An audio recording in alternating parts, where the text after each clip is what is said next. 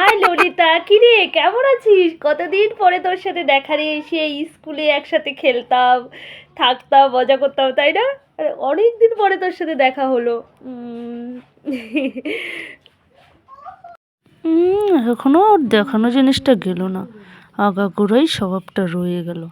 হ্যাঁ হ্যাঁ, ভালোই আছি।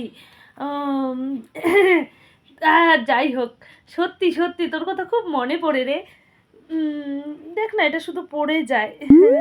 আমার বর, বুঝলি, মানে এত পাগল না, সত্যি। কত বলি যে কিছু লাগবে না, আমার কিছু লাগবে না, তাও না কোনো কথাই শুনে না। দেখ না, আমার এই যে ডায়মন্ডের ঝুমকা দিয়ে এই টিকলিটা বানায় দিছে। সত্যি খুবই লাকি রে। ও তাই? আরে আমার বরটাও নয়, এত একেবারে কি করবো, মানে এত এত ভালোবাসে, আমি কোনো কিচ্ছু দিতে লাগবে না, তাও দেখ না কি বড় বড় ঝুমকাগুলো বানায় দিছে। কি দরকার ছিল এই যে হীরার পাথর দিয়ে এত বড় বড় ঝুমকা, মানে মোটামুটি 2 লক্ষ টাকা লাগছে। কি দরকার ছিল, কত অত কি দরকার ছিল নাকি? সত্যি আমি না সত্যি পারি না, কেমন যেন, দেখ কি সুন্দর না, খুবই ভালো লাগতেছে বল। ও তাই? আর আমি ওরে কি কোমর, আমার বড়টাও না এত অবুঝ। দেখ না কানের দিছি, এত বড় বড় কানের দেওয়ার কোনো মানেই হয়? মোটামুটি 3 লক্ষ টাকা লাগছে। দেখ একদম, এই যে এগুলো না সবগুলো হীরা, বুঝলি। আমি বলছি যে লাগবে না, তাও এত ভালোবাসি, মানে কি বলবো আর। ভালোবাসা আমি সত্যি, আমি সত্যি কি বলবো আর, এত ভালোবাসে। দেখ না, দেখ কি সুন্দর না, খুবই কিন্তু সুন্দর হয়েছে বল। আমি সত্যি, আমি এত লাকি রে, আমার মতো লাকি আর দ্বিতীয় কেউ নাই। আমার সত্যি মাঝে মধ্যে লজ্জাও লাগে।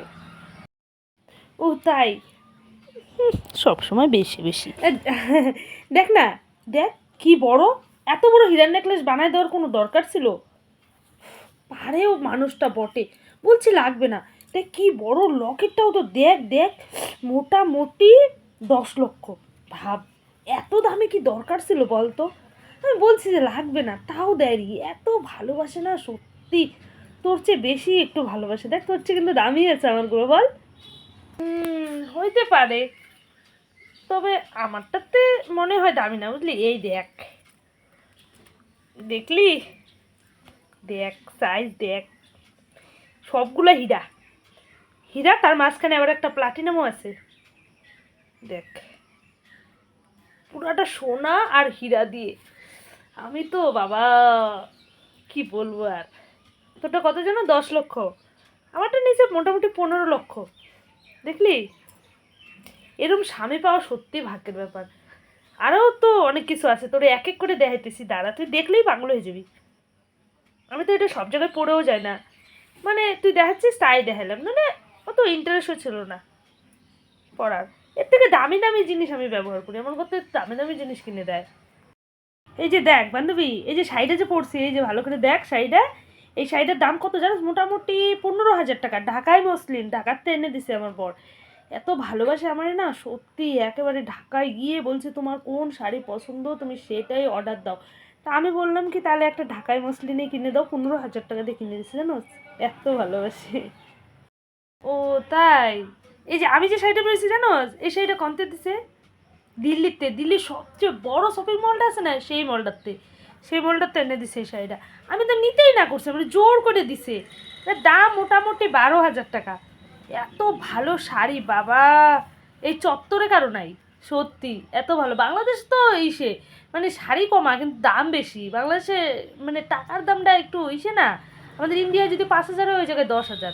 সেই হিসাবে কিন্তু আমার এই শাড়িটা আরও বেশি ভালো। দেখ আমার বড় আমাকে যথেষ্টই দেয়। আমার জুতাই এক একটা তো 5,000 10,000 করে, তোকে কি দেয় অত দামি? আর আমার তো কানেরই দেয় 5,000। আমি তো সব কিছু আমি খুইলে আসলাম। 5,000 10,000 20,000 50,000, সে তো দেখলি। জুতা তো দূরে থাক, জুতা তো আরও দামি দামি দেয়, জুতা তো 10,000-এরও দেয়। বলি কি কত, তোর হিংসা মিটে গেল না? আগেও স্কুলে হিংসা করতে, এখনো হিংসাই করো। সবার দেহা দিয়ে জিনিস নাও অভ্যাস, এখনো নিয়েই যাস। ওহ, আমার এই অভ্যাস নাই। আগে তো বয়ফ্রেন্ড করে চুস্তি, এখন তো বরের চুস্তাছস, এটা কি জানি না? বান্ধবীগুলোকে কম হিংসামি করছস তুই, স্কুলে এমন ছিলস, এখনো এরমই আসছিস। এতদিন পরে দেওয়া হয়েছে বান্ধবীর লোকে, না ভালো দুইটা কথা কবি, সেইটা না, হিংসা হিংসি শুরু করে দিছস।